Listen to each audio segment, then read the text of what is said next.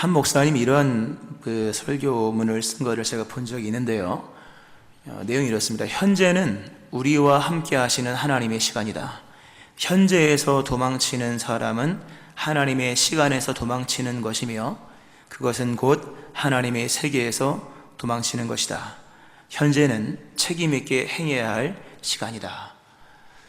오늘이라는 시간은 하나님의 시간이요, 그리고 여기라고 하는 장소는 하나님의 장소이기에 오늘과 여기라고 하는 현재의 삶에서 도망치는 사람은 결국 하나님의 세계에서 도망치는 사람이다.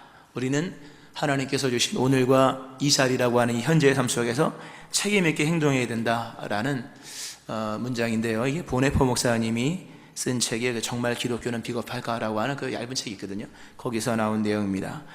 우리가 믿음의 삶을 살지만 얼마나 현재적이고 또 얼마나 이 상황 속에서 믿음의 삶을 살아가는가라고 하는 거죠. 사실 우리가 하나님의 때를 카이로스라고 말하고 하나님의 역사의 현장을 그의 임재의 장소라고 말을 하는데 그게 먼데 있는 게 아니거든요. 오늘 내 삶이 하나님의 임재의 장소요, 오늘 내 삶의 오늘의 시간이 하나님의 역사가 이루어지는 시간이거든요. 하나님께서 오늘 이 장소, 오늘 이 시간에 하나님의 거룩하심과 하나님의 사랑이심을 나타내기 위하여 오늘 우리를 부르신 거거든요. 그러니까 우리가 이런 오늘의 장소와 오늘의 시간 속에서 우리가 신앙인의 책임적인 어떤 존재로서의 삶을 다할 때 우리의 삶을 향해서 나타내고자 하신 하나님의 거룩과 하나님의 사랑이심이 나타나게 된다고 하는 거죠. 우리가 다윗의 얘기를 잠깐 해보면요, 다윗의 경우를 보면 다윗은 깨달았습니다. 어떤 걸 깨달았는가? 동일한 내용입니다. 자신의 시대의 의미가 어떤 것인지 알았고, 특별히 하나님께서 자신에게 주신 그 드넓은 광활한 영토의 의미가 무엇인지를 알았습니다.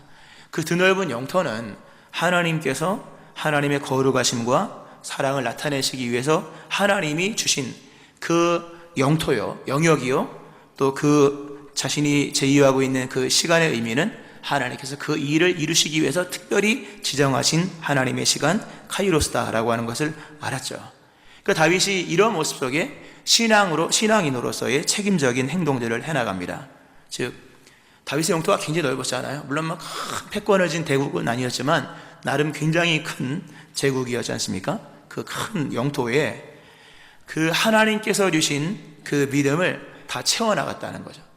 영토가 100이면 그의 믿음 역시 100으로 채워나가는 거예요. 그래서 하나님의 영토와 그 삶의 거룩의 영역, 그 다윗의 거룩함의 신앙의 행동들이 다 이렇게 일치가 되는 거죠. 최대한 주신 영토와 주신 그 영토 안에서 믿음 거룩함의 영역들을 다 채워나갔고, 그리고 시간적인 의미 속에서도 하나님의 시간이 지연되거나 또는 흘러가지 아니하도록 최선을 다하여서 장소와 시간 속에서의 신실한 믿음의 삶을 삽니다. 철저하게 하나님의 거룩하심을 나타내고 하나님이 사랑이시라는 것을 나타내는 데 힘을 썼던 그 대표적인 예가 다윗의 경우에, 다윗을 우리 영토만 확장한 왕으로 생각을 하는데 다윗이 대단한 것은 그 영토 안에 믿음을 빼곡히 채웠다는 거예요. 자신의 믿음을 영토 안에 빼곡히 채워서 다윗의 영토 안에 있는 모든 백성들이 다윗의 믿음을 경험했다고 하는 겁니다. 이게 중요한 얘기죠. 우리가 다 믿음을 개인적 고백으로 얘기를 합니다만 진정한 믿음은 개인적 고백으로 시작하여서 모든 삶에 다 흘러가는 거거든요. 그래서 나의 믿음을 나만 느끼는 것이 아니라 내 삶에 있는 모든 주변 사람들이 나의 믿음을 경험을 해야 되는 거죠. 이걸 다윗이 참 잘합니다. 다윗의 시편을 읽어보면 그 유난히 비탄시가 많아요. 주여 어느 때까지입니까? 언제 구원하십니까? 이런 개인의 비탄시, 처참한 어떤 환경을 아우르는 비탄시, 탄원시가 많거든요. 근데 왜 그런 시를 많이 썼는가 하면 원수가 많았기 때문이에요. 다윗의 시대에는요, 다윗을 죽이려고 하는 원수가 의외로 많았습니다. 굉장히 많았어요. 그 원수들로 인해서 다윗이 굉장히 고통을 당하죠. 그럼 왜 이렇게 원수가 많았을까? 다윗이 원수를 이기지 못해서였을까? 아니면 원수가 강해서였을까? 전혀 그렇지 않아요. 다윗이 원수를 죽이지 않았기 때문이에요. 다윗이 어디를 가든지 여호와께서 이기게 하시니라. 다윗은 모든 전쟁에서 진 적이 없습니다. 싸우면 다 이겨요. 이 원수들과 전쟁을 하면 분명히 이길 겁니다. 그러나 하나님이 원수들과 전쟁하지 말라고 합니다. 그 다윗이 그 자신의 영토 안에 있는 원수들을 안 죽여요. 안 죽이니까 원수들이 득세를 하는 거죠. 도리어 원수들로 인해서 다윗이 위협을 받을 때가 참 많았죠.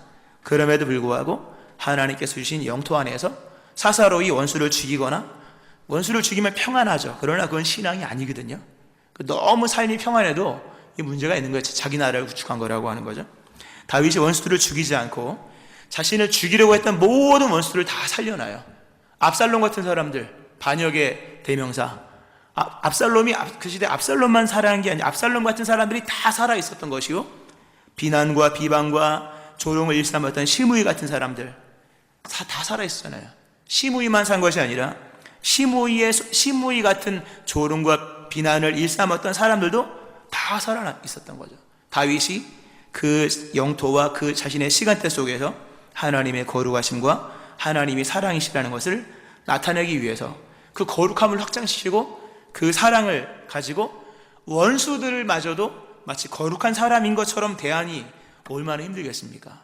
그러니까 원수가 많다는 것이 이게 실패한 인생이 아닌 거예요. 실상 다윗 같은 경우에는. 자, 이러한 모습이 다윗에게 있었던 것을 보면서 오늘 우리의 삶에서 우리는 과연 얼마만큼 하나님의 뜻을, 특별히 하나님의 거룩하심과 하나님이 사랑이시라는 것을 우리의 삶에서 얼마만큼 펼쳐가느냐. 특별히 하나님께서 우리에게 주신 이 영토만큼, 저마다 다 영토가 있잖아요. 우리가 영토가 있으니까 먹고 사는 거지 않습니까? 주신 영역만큼 과연 나는 그 영역을 나의 신앙으로 빼곡히 채워나가는가 라고 하는 부분에서 우리가 돌아보아야 하겠죠. 오늘 본문도 그러한 내용이거든요. 스데반 집사님을 죽이는 핍박이 사도행전의 7장 또 이렇게 나오지, 8장 연결해 나오지 않습니까?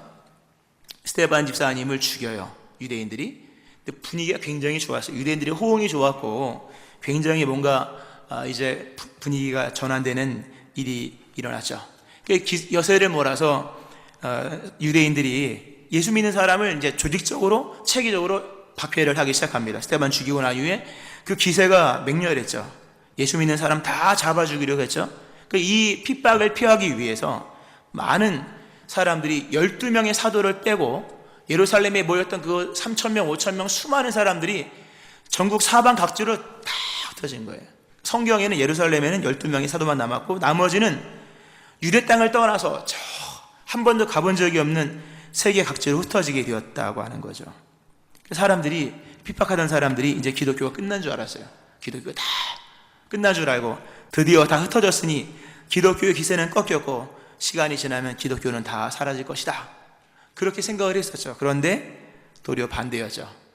예수 믿는 사람 모여있던 걸 다 뿔뿔이 흩어놓으니까 봄날에 들불 번지듯이, 우리 봄날에 들불 번지는 거 아십니까? 논두렁 태워보면 알잖아요. 불 지피면 봄날에 불이 얼마나 잘 타는지 몰라요. 보이지도 않아요. 막 저만큼까지 날아가는, 마치 그런 것처럼 그 봄날에 들불 그 번지게 할 때 빗자루 지잖아요. 아십니까? 잘 모르시죠? 눈두렁이에 불 피워놓고 빗자루질을 해요. 그러면 다 튀어나와요. 그러면 불이 얼마나 잘 번지는지 몰라요. 그런 것처럼 엄청난 핍박이 조직적으로 일어나서 뿔뿔이 다 흩어집니다. 끝나는 줄 알았더니 흩어진 모든 곳에서 복음의 불길을 일으키는 거예요. 대단한 거죠. 오늘 설교 말씀 제목이 아무도 끌 수 없는 불처럼 퍼져서 꺼진 줄 알았거든요. 그러나 꺼진 것이 아니라 각기 흩어진 여러 곳에서 놀라운 복음의 불길을 일으키는 거죠. 핍박하는 사람들이 착각한 거죠. 최대한 멀리 보내면 믿음이 살아날 줄 알았어요. 막 엄청난 핍박을 했죠. 예루살렘에 있던 사람들이 한 500km 떨어져 있는 안디옥까지 갔죠. 소멸될 줄 알았죠. 근데 안디옥에까지 가서 복음의 불길을 일으키는 겁니다.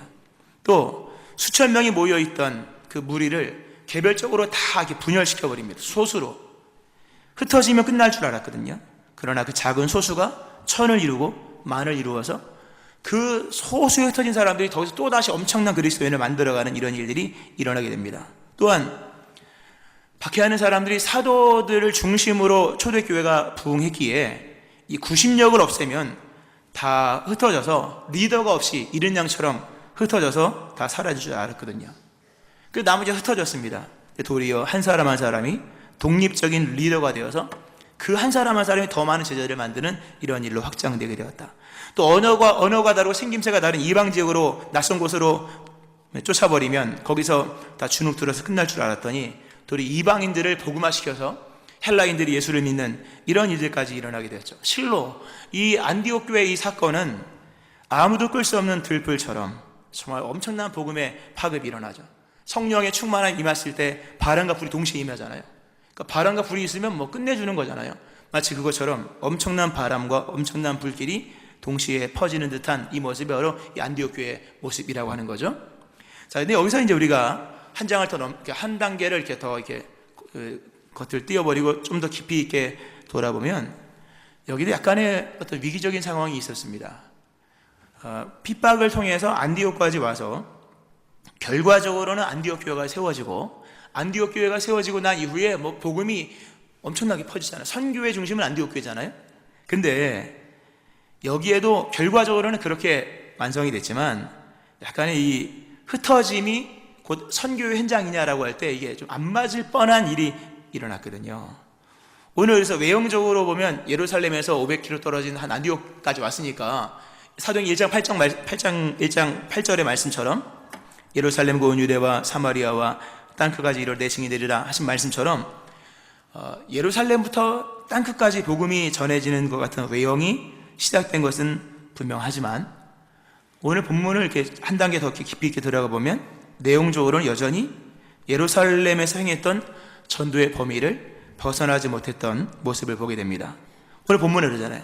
예루살렘에서 안디옥까지 이르러 사람들이 많이 모였는데 그 사람들이 안디옥까지 이르러서도 유대인에게만 말씀을 전했다. 안디옥까지 왔어요. 겉으로 봤을 때는 이 엄청난 복음의 파급이죠. 근데 와서 복음을 전하는 그 내면을 살펴보니 여전히 유대인에게만 말씀을 전하는 거예요. 안디옥까지 와서도 예루살렘에 있었을 때처럼 유대인들만 찾아가지고 유대인들에게만 복음을 전하는 거죠. 이게 문제가 있는 거죠. 삶의 영역은 넓어졌으나 신앙의 수준과 신앙의 행동은 여전히 협소하다는 거죠. 외형은 세계적이나 그 내용은 여전히 유대적인 거예요. 예루살렘 속에 묶여있는 편협한 모습이었다고 하는 거죠. 중요한 것은 하나님께서 하나님의 손이 누구와 함께 하셨는가라고 하는 거죠. 오늘 예루살렘부터 안디옥까지 이르러서 유대인에게만 전했던 사람들에게는 주의 손이 그들과 함께 하셨다라는 표현이 나오지 않아요. 중요한 얘기죠. 물론 은혜가 있었겠죠. 거기도 와서 복음을 전하니까 은혜가 있었지만 주의 손이라고 하는 것은 역사를 이루어 나가는 그 그리스도의 교회사를 써내려는 어마어마한 하나님의 역사의 그 홍해를 가르고 가나안 땅을 정복했던 그 위대한 하나님의 역사의 손은 그들에게 유대인에게만 전했던 사람들에게 임한 것이 아니라 유대인을 뛰어넘어 헬라인에게 복음을 전했던 그 소수의 사람들을 선택하셔서 그들에게 하나님께서 손으로 함께 하심으로 거기서 안디옥 교회가 세워진 거예요. 그러니까 안디옥 교회를 세운 것은 예루살렘에서 온 많은 유대인들이 아니었다는 거죠. 많은 성도가 아니라 이방인들에게까지도 복음을 전했던, 즉 하나님이 확장시켜준 영역에 준하여 그 확장된 영역 속에서 하나님이 원하시는 모습으로 신앙을 이렇게 채워나갔던 소수의 사람들, 그들에게 하나님께서 큰 손으로 함께 하셔서 그들을 통하여 안디옥 교회가 세워지게 되었다는 거죠. 중요한 게 있죠. 지리적 확장이 복음의 확장의 계기는 될 수 있어도 지리적 확장 자체가 복음의 확장의 결과를 낳는 것은 아니다. 확장이라는 것, 단순히 본문은 지리적 확장이니까 여러분 인생에 확장이 많잖아요. 근데 그 확장이라는 것 자체가 곧 열매냐? 아닌 거예요. 확장이 복음의 확장의 계기는 될 수가 있어도 그 확장 자체가 열매로 이어지는 것은 아니라는 거죠. 그 확장된 만큼 신앙을 채워나가는 작업을 하지 아니하면 확장은 확장으로만 끝날 뿐 주님의 손이 그들과 함께 하지 않았다는 거죠. 누구에게 주의 손이 함께 하시느냐? 확장된 영역만큼 그 영역을 믿음으로 특별히 구체화시키면 거룩함으로 또 하나님의 사랑으로 이렇게 뻗어나가서 그 다윗이 제국의 영역과 신앙의 영역을 일치시켰을 때 하나님의 나라의 모형이 된 것처럼 우리의 삶에 확장시켜주신 하나님의 영역들을 우리가 믿음으로 채워나가는 일들을 해나갈 때, 특별히 행함이 있는 믿음으로 채워나갈 때 거기에서 주의 손이 함께 하신 역사가 일어나게 된다고 하는 거죠.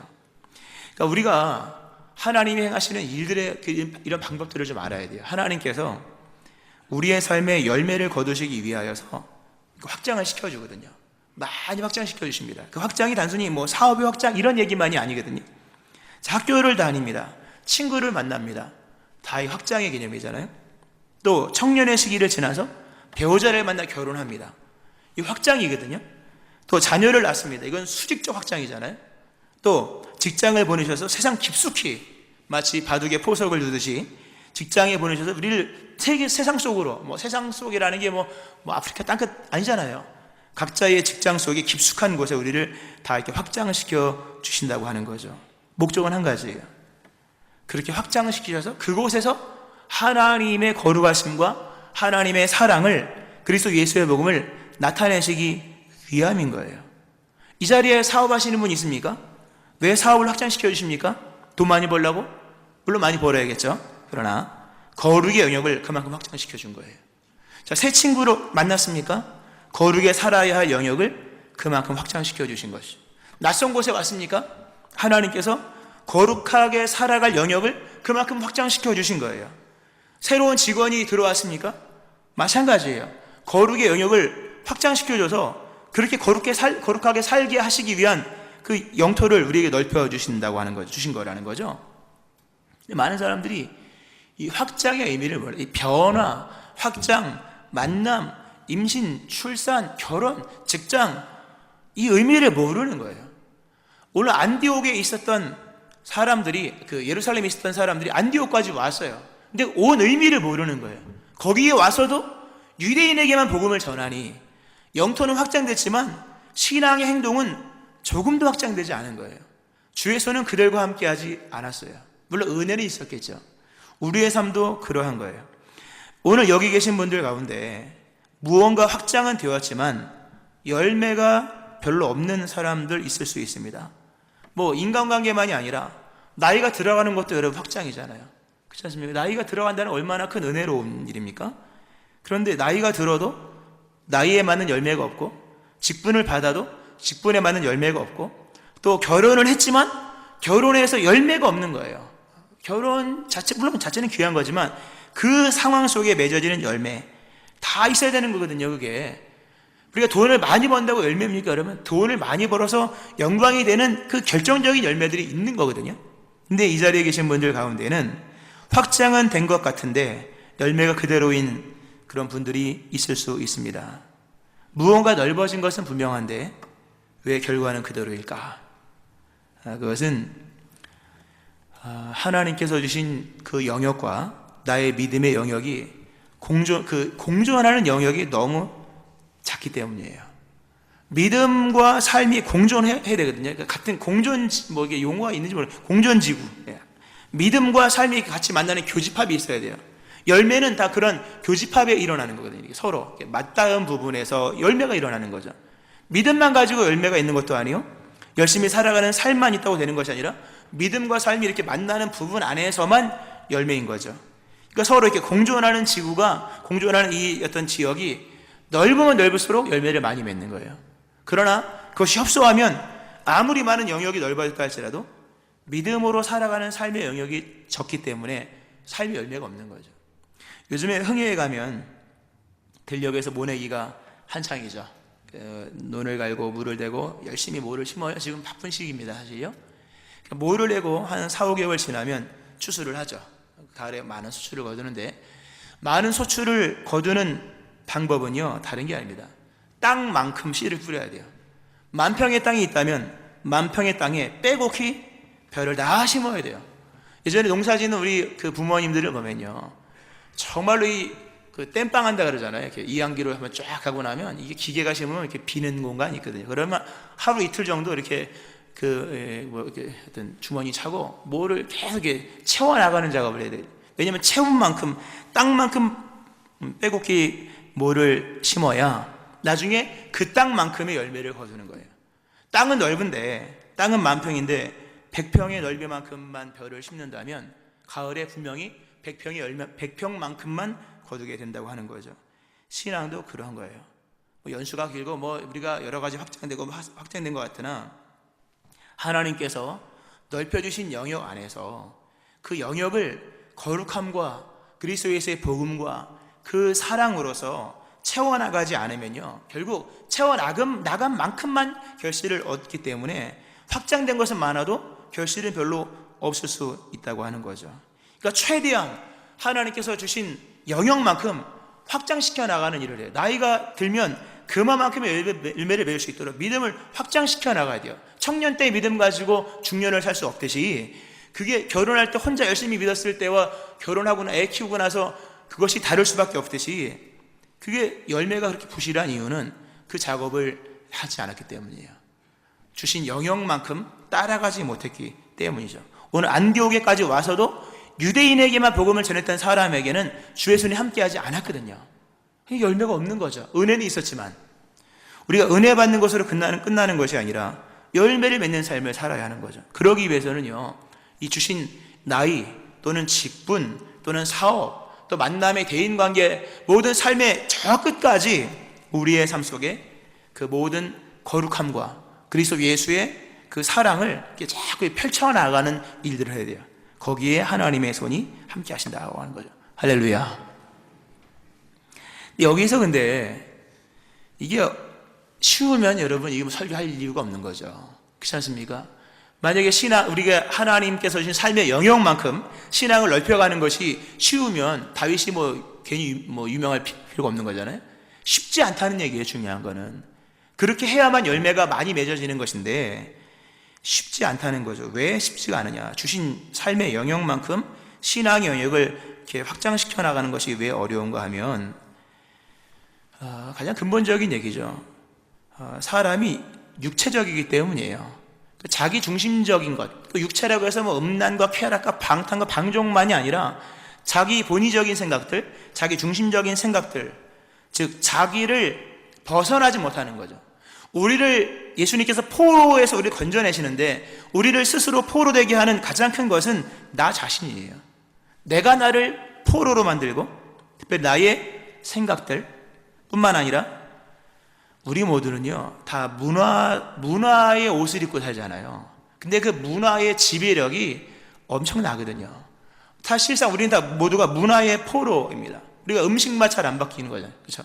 마흔이 돼서 부인이 20년 동안 밥을 해줬는데도 아직도 엄마가 차린 된장찌개 먹고 싶다, 이 철없는 소리를 하는 거는 이게 문화의 포로가 되었던 대표적인 예지 않습니까? 고향 떠난 지가 몇십 년 아직도 고향이 그립고, 예를 들어 이 문화의 포로라고 하는 것이 우리로 하여금 확장시켜 나가시는 하나님의 영역을 못 따라가게 만든다고 하는 거죠. 근데 그것이 문화뿐만 아니라 우리에게 있는 나이 또는 성별 또는 우리가 갖고 있는 어떤 사회적인 어떤 풍요, 이 모든 것들이 다 우리의 삶 속에서 끊임없이 아성을 쌓는 것들이에요. 계속 뭡니까? 그것들이 나의 삶에 나를 포로되게 만드는 것들이라고 하죠. 바로 이런 것들이에요, 여러분. 자, 성경을 읽어요. 성경 다 읽겠죠? 신실하게. 성경 읽기는 경건의 기본이니까. 성경을 읽을 때 여러분 생각해 보셨습니까? 남자가 읽는 성경과 여자가 읽는 성경은 다릅니다. 물론 성경은 똑같죠. 개역개정 똑같이 읽겠죠. 그러나 남자가 성경을 읽을 때 눈에 들어오는 것과 여자가 성경을 읽을 때 눈에 들어오는 건 다르죠. 남자들은 맨날 아내들아 남편에게 복종하라, 이것만 계속 항상 묵상하는 거예요. 그렇지 않습니까? 이 다른 거예요. 벌써 남자들이 성경을 읽는 것과 여자들이 읽는 성경은 달라요. 나이가 많은 사람이 읽는 성경과 젊은 사람들이 읽는 성경은 달라요. 돈이 많은 부유한 사람이 읽는 성경과 가난한 사람이 읽는 성경이 같을 리가 있겠습니까, 여러분? 다른 거예요. 이런 모습들, 그러니까 자본주의에서 살아가는 사람이 읽는 성경과 사회주의자들이 읽는 성경은 다르고, 임금을 주는 그 어떤 경영주의 입장에서 읽는 성경과 임금 체불을 겪고 있는 노동자가 읽는 성경은 다를 수밖에 없는 거예요. 그 선을 넘기가 불가능해요, 여러분. 불가능한 거예요, 이거는. 왜? 우리는 인식의 포로가, 자기 경험, 문화 세계 속에서 다 포로가 되어 있다는 거죠. 하나님께서 이사야 42장에서 18절, 20절에서 이렇게 말씀해요. 너희 못 듣는 자들아, 들으라. 너희 맹인들아, 밝히 보라. 맹인이 누구냐? 내 종이 아니냐? 누가 내가 보내는 내 사자같이 못 듣는 자겠느냐? 누가 내게 충성된 자같이 맹인이겠느냐? 누가 여호와의 종같이 맹인이겠느냐? 네가 많은 것을 볼지라도 유의하지 아니하며 귀가 열려 있을지라도 듣지 아니하는도다 라는 말씀입니다. 우리가 성경을 읽고 뭘 한다고 하지만요, 자력으로는 그 자신의 문화의 어떤 한계선을 벗어나지 못하는 거예요. 자신의 인식의 한계, 나이의 한계를 벗어나지 못하고 또 자신의 어떤 계층의 한계를 또는 상황의 한계를 벗어나지 못해요. 그러니까 성령께서 우리 안에서 역사하셔서 우리로 하여금 문화적인 방어선을 넘어서 또는 인식의 한계를 뛰어넘어서 정말 하나의 말씀에 맞는 그런 객관성과 개방성을 가지게 해주지 아니하면 순종은 날마다 하지만요, 영역이 안 넓어지는 거예요. 절대로 넓어지지 않습니다. 이건 영토만 넓어졌을 뿐이지 믿음의 영역은 여전히 협소한 거예요. 열매가 일어나지 않는 거죠. 오직 성령 안에서 역사하실 때 객관성, 문화의 한계를 뛰어넘어서 오늘 이 안디옥에 간 사람들이 다수가 유대인에게만 전하는데 성령의 인도하심 속에 소수가 이방인에게도 복음을 전했던 그 하나님의 공의 뜻을 따라 나갔던 객관적이고 개방성 있는 모습 속에서 하나님이 이룬 것처럼 우리가 그렇다는 거죠. 영역만큼 뭔가 신앙을 넓혀간다는 거 어려워요, 여러분. 굉장히 어렵습니다. 그 영국의 유명한 목사님 존 스토트 목사님이 이 부분에서 아주 적절한 용어를 사용하셨어요. 그분이 우리가 하나님 말씀을 우리의 삶의 현장에서 풀어나가는 작업을 이런 단어로 썼습니다. 말씀의 조옮김. 조를 옮긴다. 그 음악 하시는 분들 아시죠? 너무 낮으면 코드를 올려야 되고 너무 높으면 코드를 내리잖아요. 우리가 부르는 찬송가들이 찬송가를 개혁 개정 바뀌면서 많이 낮춰졌죠. 기본적으로 한 음씩 다 낮춰놨거든요. 그런 것처럼 조옮김이 있어야 된다는 거죠. 사람마다 음역대가 다르니까. 조옮김이라는 게 보세요. 여러분 노래 좋아하시지 않습니까? 대부분 노래를 불러도 다 자기가 좋아하는 음역으로 불러요. 그냥 자기가 낮은 음은 낮은 음으로 부르고 이렇게 한다는 거죠. 근데 피아노를 땅 치면 피아노에 맞춰야 되니까 노래 부르기 굉장히 어려워지죠. 우리의 믿음도 그러한 거예요. 우리가 믿음 생활을 잘한다고 하지만 이 조옮김이 한 번도 없으면요, 영역이 확장된 것이 아니에요. 어렸을 때 신앙생활 좋잖아요. 재밌잖아요. 그 재밌게 불렀던 그 신앙의 노래를 가지고 청년 때까지, 심지어 결혼해서까지 갖고 오면 유아기적인 신앙이 될 수밖에 없는 거예요.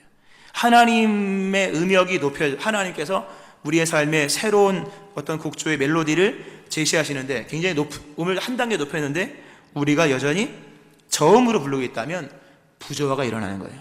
안디옥 교회까지 인도하시는 하나님의 계획이, 분명한 계획이 있는데 안디옥에 와서까지도 유대인에게만 복음을 전하는 이 사람들은 뭡니까?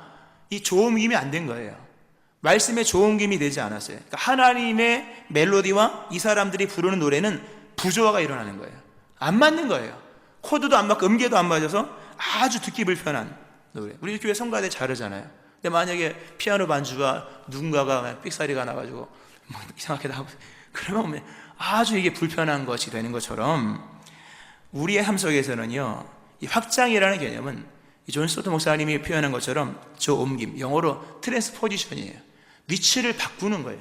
이게 어려운 것들이라고 하는 거죠. 단순히 음악적인 용어로 조옮김이라고 말했지만 이 트랜스포지션 하면 치환 또는 위치를 바꾸는 전위 또는 수학에서 이항 또는 우리가 호환 또 문법의 전치, 교차 다 같은 뜻이에요.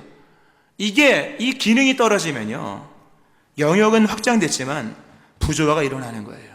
유아기적인 신앙 가지고 어른까지 살고 있는 거예요.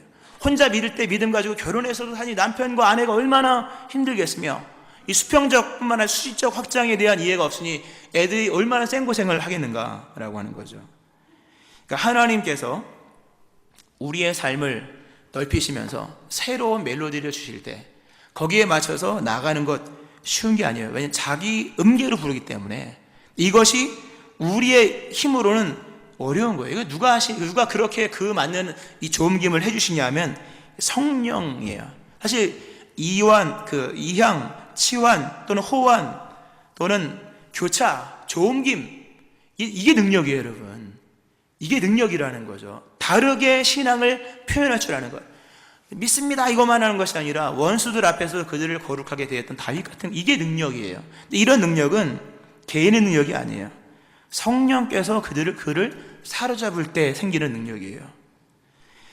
성령께서 우리 영혼을 만지실 때, 성령께서 우리 영혼을 하나님께로 인도하실 때, 즉 성령께서 역사하셔서 우리의 신앙이 성장할 때 일어나는 그런 어떤 역사들이 있어요. 현상들이 있다는 거죠. 성령께서 한 사람의 영혼을 사로잡을 때 인생의 주제가 바뀌어요. 뭐냐면 거룩이라는 주제가 생기는 거예요. 참 중요한 거예요. 주제가 거룩으로 바뀌었다. 사실 믿음의 사람은 다 거룩을 알잖아요. 거룩이라는 단어가 없는 사람이 어디 있겠습니까? 그러나 그게 주제가 아니잖아요. 중요한 거는 다 주변부적인 하나의 그냥 언어들, 단어들 뿐인 거예요. 근데 성령께서 한 사람을 사로잡아서 그 사람의 영혼을 변화시키고 성장시키고 그 사람을 강력하게 진리 가운데로 인도해 나가신 성령의 역사가 일어날 때 인생의 주제와 관점이 거룩이라는 단어로 바뀌는 거예요. 그래서 어떻게 하면 거룩하게 살 수 있을까? 내게 주신 삶의 영역 속에서, 교회 안에서만 이 거룩이 아니라 내 삶의 영역 속에서 어떻게 하면 내가 거룩을 실현할 수 있을까? 예수님의 사랑 어떻게 하면 펼쳐나갈 수 있을까? 어떻게 하면 내 삶의 저 구석구석까지 거룩을 펼쳐나갈 수 있을까?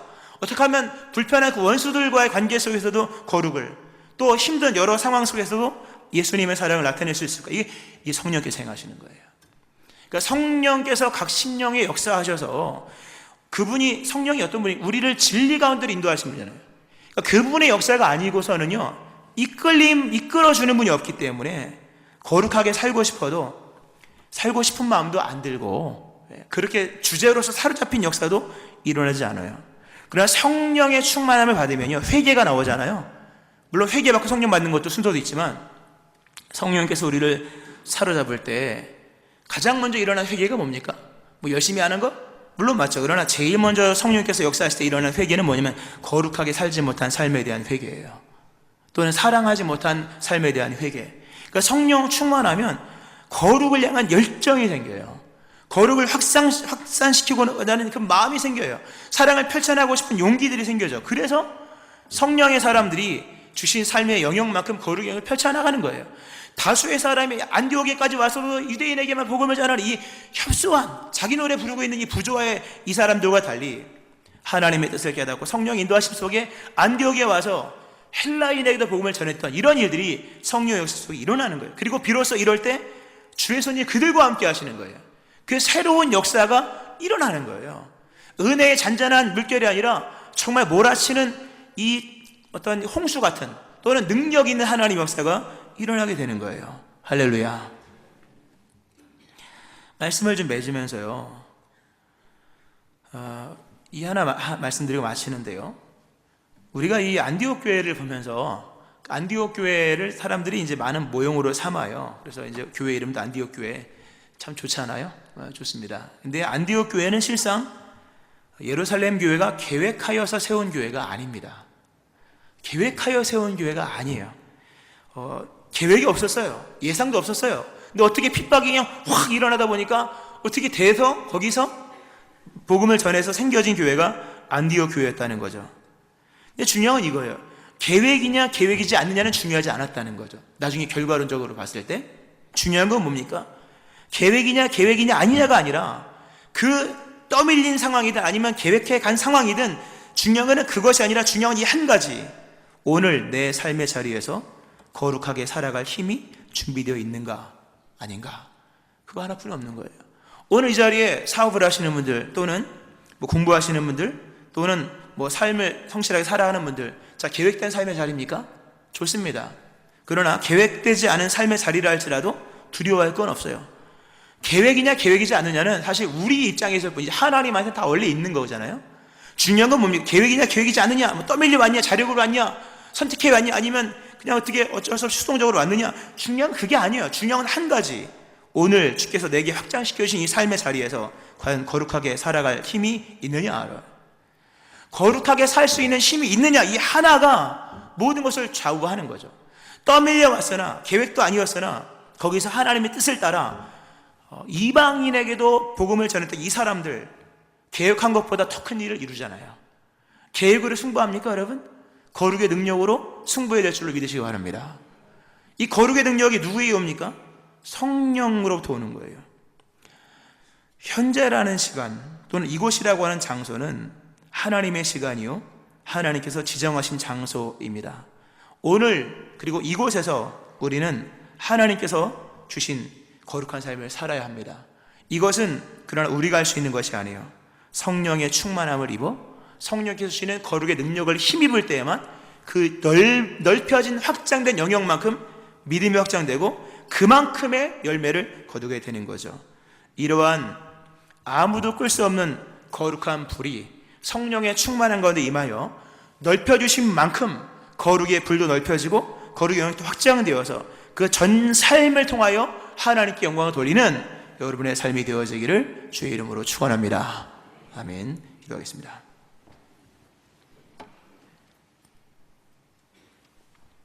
하나님, 믿음과 행함이 공존하지 못했고 삶의 자리와 거룩의 자리가 일치하지 못했습니다. 주께서 지경을 확장시켜 주셨으나 확장시켜 주신 지경을 거룩한 자리로 만들지 못했습니다. 이로써 결실은 부실했고 드러난 영광도 미약했습니다. 성령으로 충만하게 하사 거룩의 영역이 확장되게 하시고 아무도 끌 수 없는 불이 되어 삶의 모든 영역에서 복음을 확장시켜 나가는 삶으로 인도하여 주옵소서. 예수님의 이름으로 기도합니다. 아멘.